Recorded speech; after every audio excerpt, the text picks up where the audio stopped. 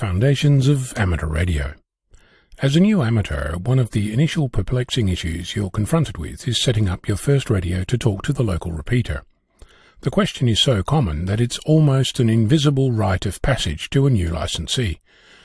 While I'm a fan of learning, there is plenty of that to go round, and setting up your radio to talk to a repeater shouldn't be a hurdle to getting on air and making noise. Ignoring the whole repeater thing for a moment, let's consider your radio. It doesn't matter if it's a handheld, a base station, a boat anchor, or something else. To participate in the whole repeater experience, you need to tune your radio to hear it. Technically, if I told you that you could tune to a local repeater on 146.750 MHz, that would be enough information to get you going. But this depends entirely on a set of standard assumptions that are likely not obvious to you. Let's explore what's going on. Given that frequency, you can set your radio to 146.750 MHz, and in most cases you'll be able to hear the repeater. To actually participate, you would need to do some more work to get your transmitter to be heard. As I said, standards are what makes that possible. But like every human endeavour, caution must be applied. As Andrew Tanenbaum said, the nice thing about standards is that you have so many to choose from. With that in mind, let's proceed. Before you start yelling, I'll add caveats at the end. Armed with a repeater frequency, you have enough information to get on air, but it assumes that you know a couple of things. So, let's delve into those assumptions. For starters, there's an assumption that you're aware that to operate a repeater you must transmit on a different frequency than what you're listening on. Why that is the case is a whole other discussion which I'll leave for today. There is the assumption that you know that the two frequencies, one for listening, one for transmitting, are separated from each other by a known distance, a so-called offset. You're also assumed to know that this offset is fixed but different for each band. There's more, but let's start here. For your radio to transmit on a different frequency than you listen, you must tell it to.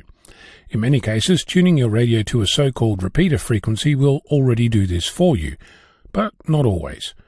You might need to specifically program your radio for repeater operation, or turn on the offset mode, or use two memories, or some other thing specific to your radio. Read the friendly manual. I know you know how. The next step is to look at the band you're on, in this case the 2-meter band. This means that the standard says that the difference between the receive and transmit frequency is 600 kHz. I'm studiously ignoring other bands at this moment because standards.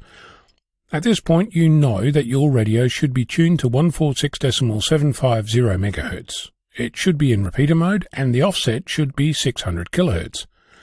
That's when the next question arises. Should that be plus 600 or minus 600?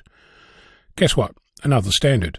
If the receive frequency is less than 147 MHz, the answer is minus 600 kHz. If it's more than 147 MHz, it's plus 600 kHz. Notice that I didn't specify what happens if it's exactly 147 MHz. That's because nobody knows. Seriously though, the local repeater owner will know, but you can try either and get your answer. Now for the caveats.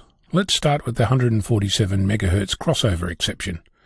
This isn't global. For example, repeaters in California use several different ranges for such a crossover point. I also didn't tell you about repeaters on other bands because the offset depends on where you are. In many cases, the 70 cm repeater offset is 5 MHz, but in Europe it's mostly 7.6 MHz, unless it's 9 MHz. The 10-meter repeater offsets are often 100 kHz, but sometimes they're a megahertz. Similarly, the 6-meter repeater offset is 1 MHz, except when it's not. The point being that starting with a receive frequency, there's a great number of assumptions, many of which you'll need to discover for your own location. A great resource, which I've mentioned before, is the brainchild of Garrett, Kilo Delta 6, Kilo Papa Charlie, the repeaterbook.com website and app, maintained by a global group of volunteers which list many repeaters and their specific settings, frequencies and locations. So, armed with this knowledge, I expect that you can now find a local repeater and make use of it. When in doubt, contact the owner and ask for help. They're a friendly bunch. Remember to say thank you. So, what excuse do you have to not get on air and make noise? Oh, before I forget, if you don't hear anything or if transmit isn't doing what you expect, check that you've configured CTCSS. Another assumption. I'm Otto, Victor Kilo 6, Foxtrot Lima, Alpha Bravo.